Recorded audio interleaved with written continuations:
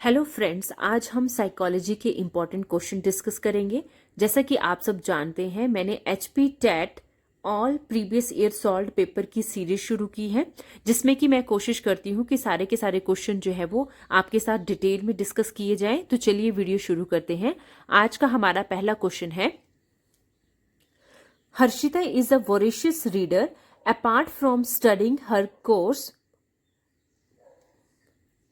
Harshita is a voracious reader. Apart from studying her course books, she often goes to library and reads book on diverse topic.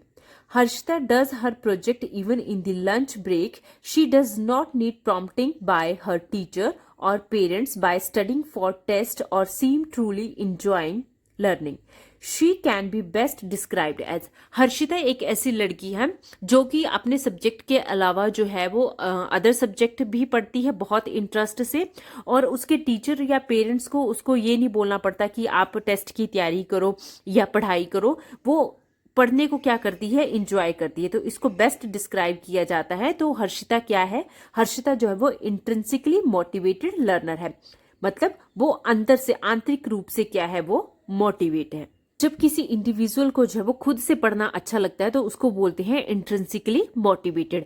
एक होता है extrinsic motivate. तो extrinsic motivation क्या होती है? जब हम किसी बच्चे को बोलते हैं कि अगर आप अपनी क्लास में टॉप करेंगे तो आपको हम जो है वो एक गिफ्ट देंगे या बाइक गिफ्ट देंगे, तो वो क्या है, वो एक्सट्रिंसिक मोटिवेशन है. लेकिन जब कोई बच्चा किसी रिवॉर्ड के लिए तैयारी नहीं कर रहा है, केवल उसको इंजॉय कर रहा है, तो उसको बोला जाता है इंट्रिंसिक मोटिवेशन.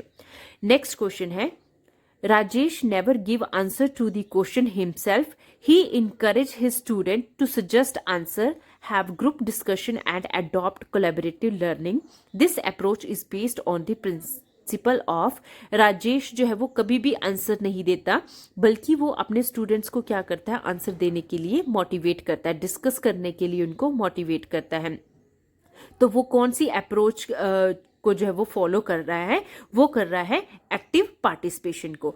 एक्टिव पार्टिसिपेशन से क्या होते हैं, बच्चे जो है वो ज़्यादा से ज़्यादा उनमें कॉन्फिडेंस डेवलप होता है और ज़्यादा से ज़्यादा सीखते हैं और उनमें जो है वो इंटरेस्ट भी बना रहता है. तो इसका जो राइट ऑप्शन होगा वो होगा ऑप्शन नंबर सी. तो नेक्स्ट क्वेश्चन है, the way we perceive ourselves and the idea we hold about our competencies and attribute is called dash. हम जिस तरीके से खुद को, अपनी क्षमताओं या विशेषताओं को देखते हैं, उसको क्या कहा जाता है? उसको कहा जाता है सेल्फ कंसेप्ट. नेक्स्ट क्वेश्चन है, development start from the dash. Development जो है वो कहाँ से शुरू हो जाती है? तो डेवलपमेंट जब एक बच्चा जो है वो माँ के पेट में होता है, वहीं से डेवलपमेंट जो है वो शुरू हो जाती है at the time of conception. तो इसको कई बार प्री नेटल स्टेज लिखा जाता है. तो इसका राइट आंसर क्या आ जाएगा? Option number B. तो डेवलपमेंट जो है वो क्या होती है, क्वालिटेटिव भी होती है और क्वांटिटेटिव भी होती है, जो कि at the time of conception से स्टार्ट हो जाती है और कहाँ तक रहती है? डेथ तक रहती है. और इसको क्या बोला जाता है? इसको जो है वो बॉम्ब टू टॉम्ब भी बोला जाता है. Next question, According to Jean Piaget, children develop abstract logic and reasoning skill during. बच्चों में जो है, जीन पियाजे के अकॉर्डिंग बच्चों में लॉजिकल और रीजनिंग स्किल जो है वो कब डेवलप हो जाती है? Abstract logic. यहाँ पे क्या लिखा गया है? Abstract logic. एब्स्ट्रैक्ट होती हैं वो अमूर्त चीजें, मीन्स जो हमारी आंखों के सामने नहीं है. मतलब बच्चा जो है वो उस टॉपिक के ऊपर भी सोच पा रहा है जो उसके सामने नहीं है, तो उसको बोला जाता है. वो कौन सी स्टेज में होता है? वो फॉर्मल ऑपरेशनल स्टेज में होता है. तो जीन पियाजे ने क्या दिया था? थ्योरी ऑफ कॉग्निटिव डेवलपमेंट दी थी, जिसमें इन्होंने जो है वो चाइल्ड डेवलपमेंट की 4 स्टेजेस दी थी. सेंसरी मोटर स्टेज ये था 0 to 2 ईयर. उसके बाद प्री ऑपरेशनल स्टेज ये था 2 to 7 ईयर.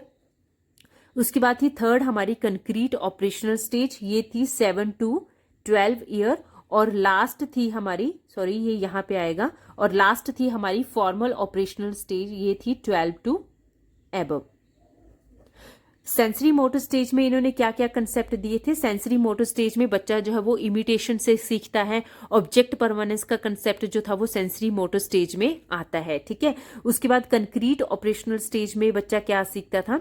लॉजिकल थिंकिंग और रीजनिंग जो है वो बच्चा कंक्रीट ऑपरेशनल स्टेज में सीखता है। और प्री ऑपरेशनल स्टेज में क्या, जो कन्वर्सेशन का कंसेप्ट था बच्चों में, इरिवर्सिबिलिटी का कंसेप्ट होता है। अगर आप इसको डिटेल में देखना चाहते हैं तो मेरी पुरानी वीडियोस को ध्यान से देखें।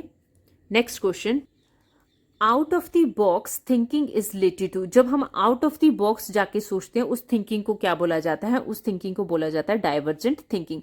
डाइवर्जेंट थिंकर क्या होते हैं? जो अलग अलग दिशाओं में सोचते हैं। जैसे एक प्रॉब्लम के अनेक सोल्यूशन जिनके पास होंगे उसको बोला जाता है डाइवर्जेंट थिंकर। हर प्रॉब्लम का जो अलग अलग तरीके से सोल्यूशन खोज निकालते हैं उसको बोला जाता है डाइवर्जेंट थिंकिंग। हम क्या बोलते हैं कि उसने जब वो आउट ऑफ द बॉक्स जाके सोचा तो वो क्या होता है? वो डाइवर्जेंट थिंकर होते हैं। Next question, in the process of learning motivation. Learning के प्रोसेस में मोटिवेशन क्या काम करती है? तो मोटिवेशन जो है वो क्या करती है? Create interest for learning among young learner. ये जो मोटिवेशन है ये इंटरेस्ट को क्रिएट करती है। जैसे फॉर एग्जांपल अगर हमारा टेट का एग्जाम क्लियर हो जाता है तो उससे हमें क्या मिलेगी? मोटिवेशन मिलेगी। उसके बाद किसकी तैयारी की जाएगी? टीजीटी की तैयारी की जाएगी। तो मोटिवेशन जो है वो क्या देती है हमें? हमारी जो है वो इंटरेस्ट को इंक्रीज करती है। Next question, when children learn a concept practice help in reducing the error committed by them, this idea was given by. जब हम एक कंसेप्ट को बार बार प्रैक्टिस करते हैं और जो हम गलतियां करते हैं उसमें वो भी क्या हो जाती है? कम हो जाती हैं। तो ये आइडिया किसके द्वारा दिया गया था? तो ये दिया गया था E.L. थॉर्नडाइक के द्वारा। इन्होंने क्या दिया था? इन्होंने ट्रायल एंड एरर थ्योरी दी थी, जिसमें इन्होंने क्या बोला था कि इंसान जो है वो गलतियां करता है और अपनी गलतियों से क्या करता है? बार बार सीखता है। तो हमारे जो एरर होते हैं, जो गलतियां होती हैं वो क्या हो जाती हैं? वो कम हो जाती हैं। इसके अलावा ऑप्शन में दिया हुआ जीन पियाजे, तो जीन पियाजे ने क्या दिया था? Theory of cognitive development. जेवी वॉटसन, इनको क्या बोला जाता है? फादर ऑफ बिहेवियरिज्म बोला जाता है। लैब बाइगॉट्स्की, इन्होंने क्या दिया था? Socio cultural theory. Next question, the insight theory of learning is promoted by, कि जो इनसाइट थ्योरी ऑफ लर्निंग है वो किसके द्वारा दी गई है? तो इनसाइट थ्योरी ऑफ लर्निंग किसके द्वारा दी गई थी? कोहलर और कॉफका के द्वारा दी गई थी, जिनको क्या बोला जाता है? जिनको गेस्टॉल्टिस्ट बोला जाता है। और गेस्टॉल्ट का क्या मतलब होता है? गेस्टॉल्ट का मतलब होता है एज होल, मीन्स समग्र। जो एक प्रॉब्लम को जो है वो कैसे देखते हैं? एक समग्र रूप में देखते हैं। उसके बाद नेक्स्ट ऑप्शन है पैवलोव। तो पैवलोव ने क्या दिया था? क्लासिकल कंडीशनिंग थ्योरी दी थी, जिसमें इन्होंने डॉग के ऊपर एक्सपेरिमेंट किया था। जीन पियाजे, इन्होंने क्या दिया? Theory of cognitive development. और बाइगॉट्स्की, ये भी हम ऊपर डिस्कस कर चुके हैं, इन्होंने क्या दिया? Socio cultural theory. ये मैं बार बार क्यों बोलती रहती हूँ? क्योंकि जब आप बार बार इन क्वेश्चंस को सुनते रहेंगे ये आपके दिमाग में रिपीट होते जाएंगे और आपको याद करने की जरूरत नहीं पड़ेगी, ऑटोमेटिकली आपको याद हो जाएंगे। तो नेक्स्ट क्वेश्चन है, according to Piaget stages of cognitive development, the sensory motor stage is associated with cognitive development theory। जो पियाजे ने दी थी उसमें सेंसरी मोटर स्टेज जो है वो किससे संबंध रखती है? तो हम इसको पहले भी जो प्रीवियस क्वेश्चन था उसमें भी डिस्कस किया कि सेंसरी मोटर स्टेज में एक बच्चा जो है वो कैसे सीखता है? वो नकल से सीखता है, वो इमिटेशन करके सीखता है। Imitation, memory and mental representation से वो सीखता है। Next question, which of the following will foster creativity among learner. बच्चों में क्रिएटिविटी को जो है वो कौन बढ़ावा देता है? तो इसका जो राइट ऑप्शन आएगा वो आएगा providing opportunity to the question to asking every learner. जब बच्चों को हम जो है वो क्वेश्चन पूछने की अपॉर्चुनिटी देते हैं तो उससे क्या होता है? बच्चों की जो क्रिएटिविटी है वो इंक्रीज होती है। तो इसका जो राइट ऑप्शन होगा वो होगा ऑप्शन बी। नेक्स्ट क्वेश्चन है, a young child respond to a new situation on the basis of response made by him in a similar situation as in the past। एक बच्चा जो है वो अपनी नई सिचुएशन में रिस्पॉन्ड कर रहा है। कैसे? जो उसने अपने प्रीवियस कहीं पे सिचुएशन में सीखा था उसके अकॉर्डिंग जो है वो रिस्पॉन्स कर रहा है। तो ये क्या है? ये जो है ये लॉ ऑफ इफेक्ट है। मतलब जो उसने पुरानी किसी सिचुएशन में देखा या सीखा, वो उसकी नई सिचुएशन में क्या कर रहा है, उसकी हेल्प कर रहा है, उसको प्रभावित कर रहा है। हो सकता है उसको हेल्प कर रहा हो या उसको जो है वो प्रभावित भी कर रहा हो, तो ये बोला जाता है ये लॉ ऑफ इफेक्ट। तो ये आप मेरे को बताएंगे कि लॉज ऑफ लर्निंग जो है वो किसके द्वारा दिए गए थे। मैंने बहुत बार जो है वो पहले भी इसको डिस्कस किया है कि लॉज ऑफ लर्निंग किसके द्वारा दिए गए थे। तो ये क्वेश्चन आपके लिए, तो कमेंट सेक्शन में प्लीज कमेंट कीजिए। नेक्स्ट क्वेश्चन है, information processing model memory has been given by. जो इंफॉर्मेशन प्रोसेसिंग मॉडल मेमोरी किसके द्वारा दिया गया था, तो ये दिया गया था एटिंगसन और शिफ्रॉन के द्वारा।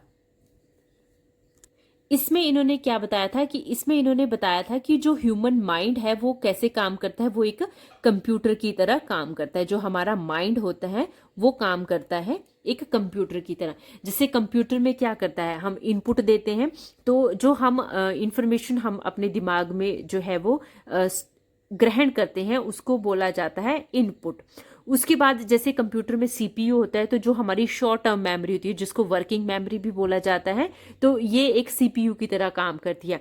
तीसरा इन्होंने बताया था कि जैसे कंप्यूटर में क्या होता है, हार्डवेयर होता है, वहां पे इंफॉर्मेशन जो है वो लॉन्ग टाइम के लिए हम उसको स्टोर करते हैं। तो वैसे ही हमारी जो लॉन्ग टर्म मेमोरी होती है उसमें इंफॉर्मेशन जो है वो स्टोर होकर रहती है। तो ये जो था information processing model of memory, ये किसके द्वारा दिया गया था, ये एटिंगसन और शिफ्रॉन के द्वारा दिया गया था। नेक्स्ट क्वेश्चन है, Rorschach ink blot test is the example of. तो ये हमने अपने जो इससे पीछे वाली वीडियो थी उसमें भी डिस्कस किया था कि रोशाक इंक ब्लॉक टेस्ट जो है ये एक पर्सनैलिटी को मेजर करने का टेस्ट है। और ये किस टाइप का टेस्ट है, तो ये एक प्रोजेक्टिव टेक्निक है जो कि पर्सनैलिटी को क्या करती है, मेजर करती है। उसके बाद है हमारा नेक्स्ट और आज की वीडियो का last question, Karl Spearman gives rendering. जो कार्ल स्पीयरमैन थे उन्होंने कौन सा सिद्धांत दिया था, तो उन्होंने दिया था 2 फैक्टर थ्योरी ऑफ इंटेलिजेंस, जिसमें इन्होंने जी फैक्टर और एस फैक्टर के बारे में बात करी थी।